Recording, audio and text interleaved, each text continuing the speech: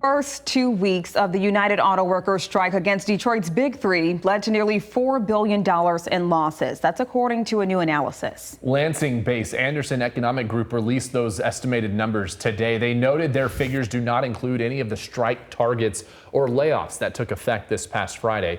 The company says the second week hit suppliers particularly hard as part of the union's stand-up strike strategy. They shut down 38 parts distribution centers. AEG added week 2 largely spared Ford, but they expect that to soon change after the UAW called on members at the automaker's assembly facility in Chicago to strike.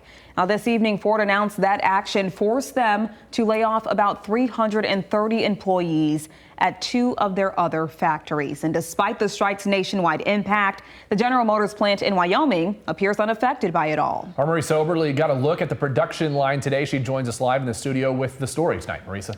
Josh and Jamie, it's business as usual for the only Big Three facility in West Michigan. The man in charge of operations say what they make essentially isolates them from any ripple effects created by the strike. To keep it that way, though, he thinks the union should accept the automaker's offer.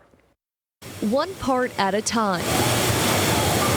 Workers with General Motors' Grand Rapids operations plant in Wyoming put together axles for the automaker's Sierra and Silverado pickup trucks.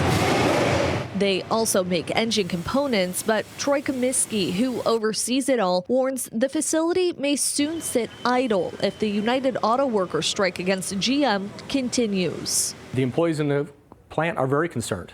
They don't know what's going on. They're apprehensive. It started in mid-September after the union and automaker failed to reach a new agreement. Among other things, members want double-digit pay raises and end to tiered wages and cost of living adjustments. Comiskey believes GM's latest offer provides that. He explains for his employees, they would receive anywhere from a 24 to 79% increase in pay upon ratification, which puts them on the same wage scale as assembly workers. It cuts the progression period in half to 4 years, too. And if inflation exceeds annual wage increases, workers at the maximum rate would be paid the difference. Current agreement on the table has a significant impact to wages, especially here in this plant.